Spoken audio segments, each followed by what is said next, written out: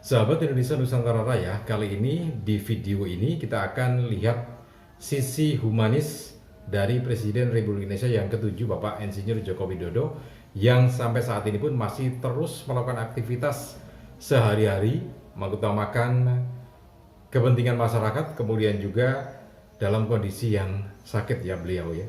Dan bagaimana beliau menghadapi berbagai serangan ataupun isu termasuk kasus ijazah yang dimiliki oleh Bapak Presiden Republik Indonesia yang ketujuh ini yang terus-menerus diekspos oleh mereka yang memang ya kelompoknya Roy Suryo, kemudian Richmond Sianipar dan Dr. Tifa, kemudian juga dari beberapa orang yang lainnya yang terus melakukan serangan itu ya. Nah, bagaimana beliau dalam kondisi sakit masih terus melakukan aktivitas sehari-hari sambil ya tentu saja menghadapi isu-isu yang semacam itu, fitnah yang semacam itu, tetapi tetap dalam posisi sebagai orang yang humanis. Nah, bagaimana itu terjadi? Kita buka data-datanya ya. Tapi sebelumnya, jangan lupa Anda yang baru saja bergabung di channel ini, tekan tombol subscribe-nya terlebih dahulu, kemudian tekan tombol loncengnya, supaya nanti kalau kita update terbaru video, Anda akan mendapatkan notifikasi yang pertama kalinya ya. Kemudian juga, seperti biasa, jangan lupa tekan tombol loncengnya, supaya nanti kita akan ada notifikasi ke Anda ya. Like, kemudian juga share video ini ke teman-teman Anda. Siapa tahu teman-teman Anda juga sedang ingin informasi sesuatu yang humanis gitu ya. Oke, jadi begini, beberapa waktu yang lalu ada pertemuan antara Bang Egy Sujana, Pak Damai Hari Lubis dengan Bapak Presiden Republik Indonesia yang ketujuh Bapak Joko Widodo ini di kediamannya di Solo ya. Nah, dari pertemuan itu muncul fakta-fakta betapa humanisnya Bapak Presiden Republik Indonesia yang ketujuh ini, Bapak Joko Widodo, baik itu dalam kata-katanya maupun keputusan-keputusan yang diambil oleh beliau ya. Dan itu diakui juga oleh Bang Egy Sujana. Oke, ada beberapa kalimat yang menunjukkan kehumanisan beliau. Dan tentu itu belum tentu juga kita bisa melakukan hal yang semacam itu ya. Apalagi beliau dalam kondisi sakit yang catatannya nanti akan kita lihat ya. Oke, begini. Yang pertama, jadi muncul sebuah statement dari Bapak Joko Widodo ini yang diantaranya ini adalah seperti ini kalimatnya ya.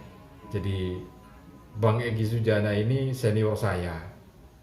Jadi beliau sudah terkenal, tapi saya belum apa-apa.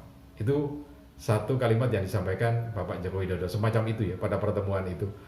Nah, ini menunjukkan satu kerendahan hati beliau, betapa beliau mengakui sebagai manusia biasa yang harus selalu rendah hati.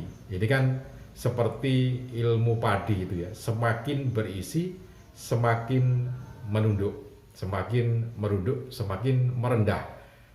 Bukan rendah diri tapi rendah hati. Jadi mengakui orang lain juga mulia, orang lain juga punya posisi yang harus kita hormati. Jadi seperti ilmu padi itu ya. Nah, dari satu kalimat ini saja sudah menunjukkan betapa beliau ini sangat-sangat humanis, sangat merendahkan hati. Padahal kalau kita lihat realitasnya, Bapak Joko Widodo ini adalah Presiden Republik Indonesia yang ketujuh 2 periode ya. 2 periode, 10 tahun.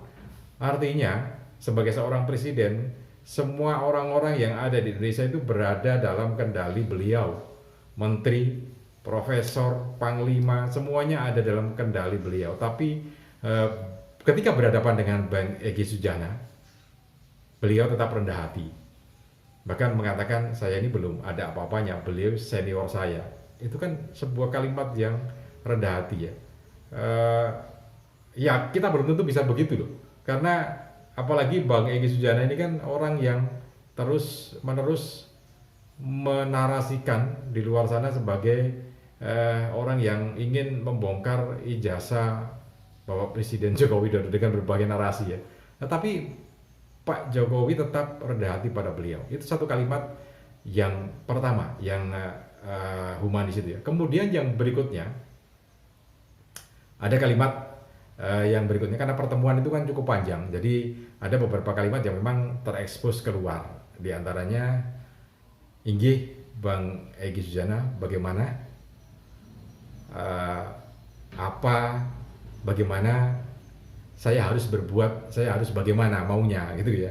Jadi inti kalimatnya begini, inggih Bang Egy Sujana, saya harusnya bagaimana, maunya saya harus seperti apa gitu ya. Jadi gitu kalimatnya, maunya saya harus seperti apa. Itu kan maksudnya begini, maunya Bang Egy Sujana, saya ini harus seperti apa gitu ya. Nah, betapa beliau sangat-sangat menghormati Bang Egy Sujana, padahal beliau adalah Presiden Republik Indonesia yang ke-7. Bayangkan, sampai berbunyi kalimat semacam itu, maunya saya harus bagaimana. Itu kan sama dengan begini, wes gimana maunya, saya ini harus berbuat apa untuk Bang Egy Sujana, seperti apa maunya gitu kan. Nah, itu beberapa kalimat yang memang menunjukkan kerendahan hati, kehumanisan beliau, dan itu diakui oleh Bang Egy Sujana, diakui oleh kuasa hukum Bang Egy Sujana, yaitu Bunda Elida Neti ya, mengakui juga betapa beliau itu sangat rendah hati gitu ya. Oke, itu kalimat yang kedua yang menunjukkan kerendahan hatian dari Pak Presiden Republik Indonesia yang ke-7, Bapak Joko Widodo. Nah, kemudian ada kalimat yang berikutnya juga yang ini buat saya pribadi loh, sekali lagi buat ini saya pribadi, nggak tahu Anda, silakan, itu kan haknya jenengan. Tapi buat saya pribadi, ketika Bang Egy Sujana sudah berada di luar ruangan, kemudian tinggal Pak Joko Widodo dengan Ibunda Neti ya. Ibunda Neti sempat ditanya oleh Pak Joko Widodo, oh iya, Bu Neti, Bang Egy Sujana itu mau berobat ke luar negeri kapan? Nah, bayangkan, sampai bertanya kalimat semacam itu, memperhatikan betul kapan itu Bang Egy Sujana mau ke luar negeri, kan begitu. Konteksnya ini kan berkaitan dengan restoratif justice itu, supaya restoratif justice-nya itu berjalan, kemudian cegah tangkal atau cekal terhadap Bang Egy Sujana itu bisa dibuka kembali, dan Bang Egy Sujana bisa berobat ke luar negeri. Bayangkan, orang yang difitnah semacam itu sempat sekali lagi konfirmasi, bagaimana itu berobat ke luar negeri kapan?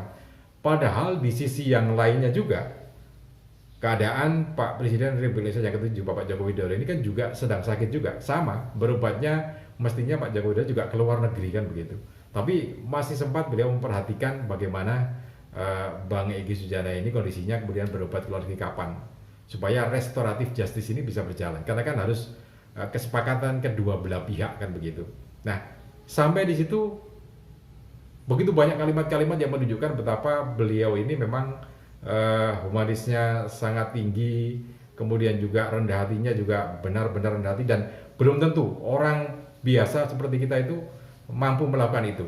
Coba bayangkan sekarang, sudah sakit, dalam kondisi sakit masih sempat untuk mau bertemu dengan orang yang bermasalah hukum dengan beliau, kemudian memberikan satu kesepakatan maunya bagaimana supaya orang yang tadinya memfitnah ataupun bermasalah dengan hukum dengan beliau itu kemudian terbebas dan bisa berobat ke luar negeri. Sampai seperhatian semacam itu ya.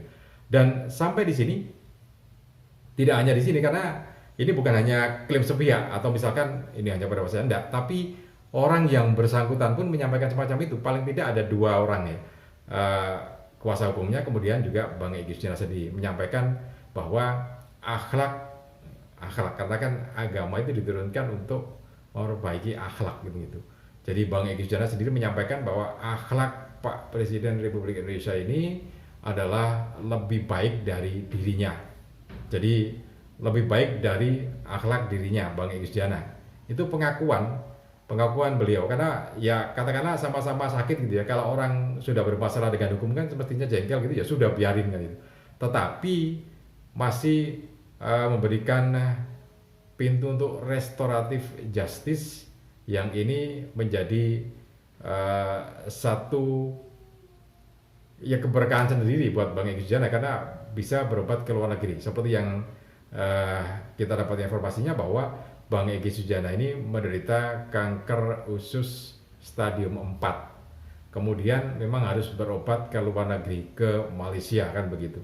Tapi kan statusnya sebagai tersangka kemudian dicegah tangkal ke luar negeri, ini yang membuat beliau tidak bisa berobat. Karena itu Pak Jokowi melakukan tindakan semacam itu, restoratif justice, tapi itu pun kesepakatan dari kedua belah pihak, dan memang ada 2 orang yang kemudian di restoratif justice-nya. Oke, mudah-mudahan ini bisa jadi pelajaran buat kita untuk lebih manusiawi lagi terhadap siapapun ya, menghormati terhadap siapapun. Orang yang sebesar itu saja bisa menghormati, apalagi kita yang bukan apa-apa gitu ya. Mudah-mudahan bisa jadi lebih manusiawi lagi. Salam dan sukses selalu.